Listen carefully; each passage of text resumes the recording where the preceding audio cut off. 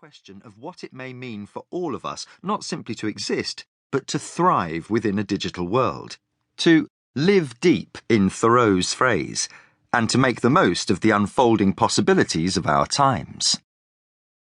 Exploring these possibilities is like exploring a new city or continent. We are entering a place where human nature remains the same, but the structures shaping it are alien. Today's digital world is not simply an idea or a set of tools, any more than a modern digital device is simply something switched on for leisure or pleasure. Rather, for an ever-increasing number of people, it's a gateway to the place where leisure and labour alike are rooted. An arena within which we seamlessly juggle friendships, media, business, shopping, research, politics, play, finance, and much else besides. When it comes to the question of thriving, my aim is to trace two interwoven stories. First, how we as individuals can thrive in the digital world, and second, how society can help us both to realise our potential in this world and to relate to others in as fully human a way as possible. These stories both begin in the same place, with the history of digital machines.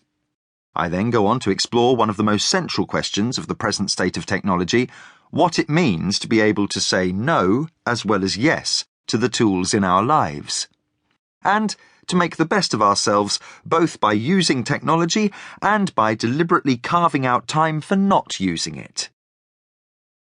I'll also talk about those challenges that almost all of us, whether we know it or not, grapple with every day. Issues of personal identity, privacy, communication, attention, and the regulation of all the above. If there is a common thread here, it's the question of how individual experience fits into the new kind of collective life of the 21st century. How what I am relates to what others know of me, what I share with those others, and what can remain personal and private.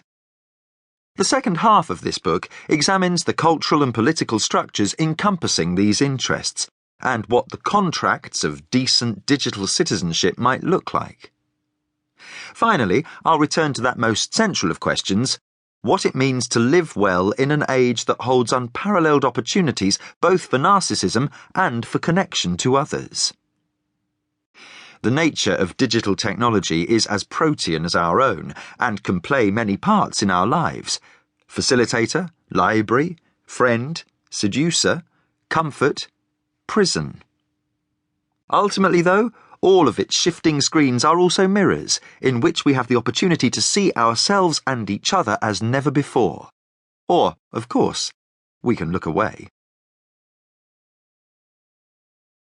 1. From past to present. 1.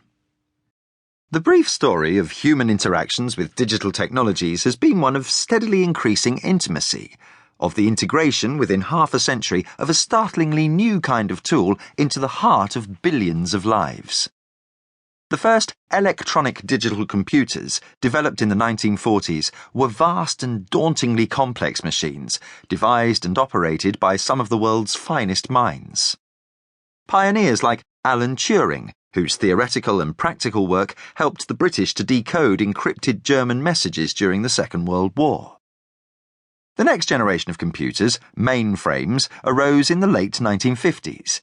Existing largely within academic and military institutions, mainframes still occupied entire rooms and were also the province of specialists, their inputs taking the form of highly abstracted commands, their outputs meaningless to anyone not versed in computer science. All this began to change in the 1970s with the rise of the microprocessor and the arrival of the first computers in ordinary homes rather than laboratories. Thomas Watson, the president of IBM, is famously reported to have said in 1943, "I think there is a world market for maybe 5 computers." Whether he made this claim or not, no less an authority than Wikipedia declares there's scant evidence that he did. When the world's first personal computer was released as a kit in 1971, nobody expected the domestic market for such machines to run far beyond a few thousand enthusiasts.